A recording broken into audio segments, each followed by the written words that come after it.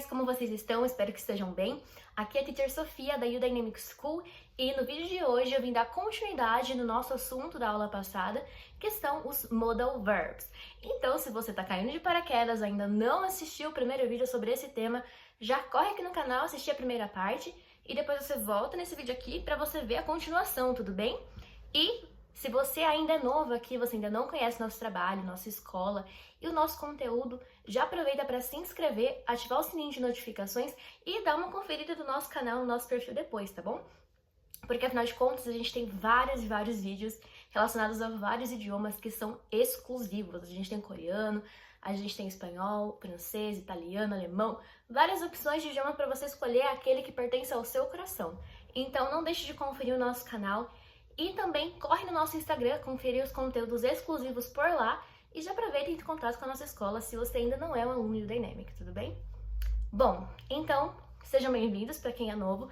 E se você não é novo aqui, mas ainda não se inscreveu, tá perdendo seu tempo. Por quê, hein? Já aproveita aí e clica no botãozinho de like e de se inscrever.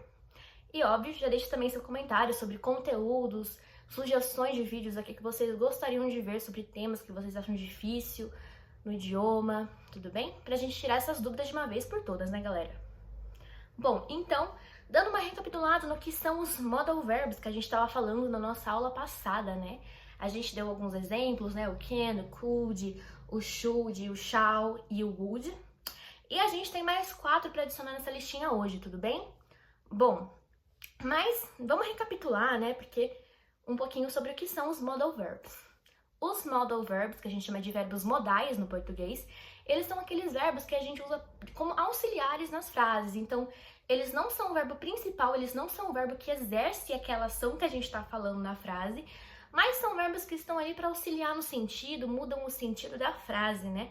Vou pegar o exemplo do would, que a gente falou no vídeo passado. O would, como eu falei, ele coloca o uria, a terminação uria, nos verbos. Então, é no português que a gente conhece como gostaria, correria, amaria, né?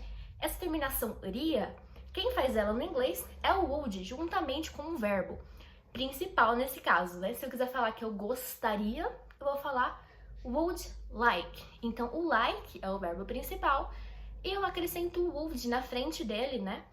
Pra colocar esse iria ali no like, tudo bem? Então, ele não é o verbo principal, ele tá ali como auxiliar. E essas são as funções de todos os modal verbs, tudo bem? Então, a gente viu esses 4 e hoje a gente vai ver mais 4. Nós vamos começar pelo may. O may, a gente usa ele como posso. A gente usa muito com permissão, né? Então, para possibilidades também, né? A gente usa muito para falar de permissões e possibilidades. Por exemplo, eu posso falar I might travel to Japan next year. Eu posso, talvez, né, viajar para o Japão no ano que vem. Depende de como tudo for ocorrer, né? Se eu tiver dinheiro, se der tudo certo na viagem. I might travel. Eu talvez viaje, né? Então, a gente usa ele para falar de possibilidades que a gente ainda não tem tanta certeza que vão acontecer, tá? Então, coisas que a gente acha que talvez possa acontecer, mas não tem tanta certeza. A gente usa o may, tudo bem? E a negativa dele é o may not, ok? Então, I may not go to Japan next year. Eu talvez não vá para o Japão ano que vem. Então, para falar de possibilidades, tudo bem? E como eu falei, a gente também usa para falar de permissões. O may é muito legal porque a gente usa ele e o próximo, que é o my, né? São palavras muito parecidas, galera, da pronúncia. Tanto que teacher está falando a mesma coisa, mas não, são palavras diferentes. Pra falar de permissão, eu lembro muito da época da escola, que pra gente ir no banheiro, na aula de inglês, tinha que pedir inglês. E a gente usava a seguinte frase: Teacher, may I go to the bathroom? Ou, may I go to the bathroom? A gente usava essas duas, né? Que então é pra gente pedir permissão pra alguma coisa. A gente toca na porta de alguém, né? May I come in? Posso entrar? Então, pra você falar de permissões, pedir permissão pra algo, para entrar em algum lugar, para fazer alguma ação, né? Então, a gente usa o may, tá? Outra coisa, galerinha, esses modal verbs a gente pode usar com todas as pessoas, tá bom? Não tem aquela regrinha que a gente tem para verbos regulares, né? Para verbos principais, no he, she, it de acrescentar o S. Com os modal verbs, isso não acontece, tá? Ele se mantém o mesmo para todas as pessoas, não vai acrescentar nenhuma letrinha, não vai mudar nada, tudo bem? A única coisa que a gente muda para negativa, né? Quando necessário. Então, no caso do may, a gente fala may not, na negativa. Bom, então, o próximo dessa listinha é o my. Já falando do may, agora a gente tem o my. Que a escrita muda um pouquinho, mas a pronúncia é muito parecida, né, galera? Então, confunde.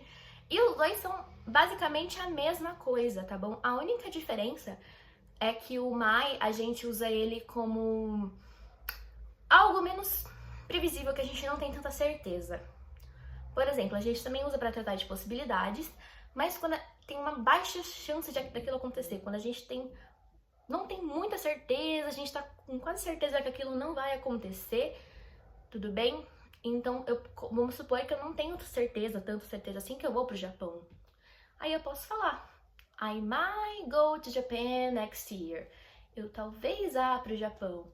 She might arrive tomorrow. Ela talvez chegue amanhã, mas o voo dela tá meio confuso, então talvez ela chegue amanhã, mas provavelmente não. Provavelmente ela vai chegar só depois porque o voo atrasou, ok? Então, a gente tem esses dois. A única diferença é que o my a gente usa quando a gente tem menos certeza, tudo bem? E o my a gente também usa em conversas mais formais, tudo bem? O may a gente usa no dia a dia, com qualquer pessoa, com um colega, com amigos, familiares, tudo bem? Já o my a gente usa em conversas mais formais, então conversas com um chefe, um superior, no ambiente de trabalho, um ambiente mais, tipo, com pessoas que você não conhece, né? Um restaurante, por exemplo, mais refinado. Então a gente usa o my nessas situações, tudo bem? Então ele é mais formal do que o may, tudo bem? Bom, dando continuidade, nós temos o ought to. Esse aqui, muita gente não conhece, tá bom? Os outros que eu citei na lista, muitas pessoas já conhecem. Esse aqui, o ought to, é um que muita gente não conhece e ele tem um significado muito parecido com o should, que a gente viu no vídeo anterior, na aula anterior, tudo bem? Ele tem esse sentido de deveria, de dever. Então ele vai ali dar como se fosse uma sugestão, né? O should a gente usa para sugestões, para quando a gente quer dar um conselho, sugerir algo para alguma pessoa. Já o ought to é quando a gente quer expressar a nossa opinião, né? Por exemplo, eu vou usar o mesmo exemplo do voo, né? She ought to arrive tomorrow. Ela deve chegar amanhã. Então é um dever, tipo, é uma coisa muito previsível, ela vai chegar amanhã. Ou então, um outro exemplo, kids ought to respect their fathers. Crianças devem respeitar os pais, por um exemplo. Então esse ought to, ele tem essa função de falar dever, deveria. Tudo bem? A diferença dele pro should, galera, é pura questão de formalidade. Tudo bem? O should a gente pode usar em conversas mais informais. É o mesmo caso do may e do my, tudo bem? Então a gente usa o should em conversas informais, com familiares, colegas, amigos. E o ought to, ele já é mais formal. Então, para ambientes de trabalho, para ambientes que pedem esse vocabulário mais refinado do inglês. Então, a gente usa o ought to. Mas a função dele é basicamente essa de falar de deveres, tudo bem? Então, sua opinião, né? Eu acho que fulano deveria fazer tal coisa, ou você deve fazer tal coisa, é seu dever fazer isso. A gente usa o ought to, ele também encaixa com todas as outras pessoas, tá bom? Não tem essas regrinhas de mudar, porque muita gente tem dúvida, tá bom? Nesses momentos, tipo, nossa, teacher, mas você falou que os verbos, quando eu vou usar com he, she, it, tem que acrescentar o S se não tiver o does na frase. É porque o does faz essa função de colocar o S nos verbos. No caso dos modal verbs, isso não acontece, tá? Porque eles não são o verbo principal que está exercendo a ação na frase. Então, não tem a necessidade de colocar nem mudar nada, tudo bem? Ele mantém normal a escrita com todas as pessoas, tá bom? Bom, e ele sempre vem antes do verbo, né? Ought to marry, deve casar. Ought to buy groceries, deve ir às compras, comprar mantimentos, né? Buy groceries é uma expressão pra gente comprar mantimentos, comprar as coisas que a gente precisa para casa, tudo bem? Então, essa é a função do ought to. E por último, na nossa listinha de palavras, a gente tem o will. O will, ele é aí pra gente falar de futuro. ele é literalmente o verbo auxiliar do futuro, né? A gente tem no presente o do, pra gente fazer perguntas, né? Pra nos auxiliar.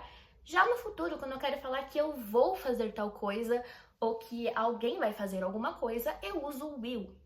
Por um exemplo, I will go to the shopping tomorrow. Eu vou ir ao shopping amanhã. Então esse will, ele é literalmente o futuro. Então ele é literalmente o vou, né? Vou ir, ela vai ir, nós vamos, né? Então ele é o futuro.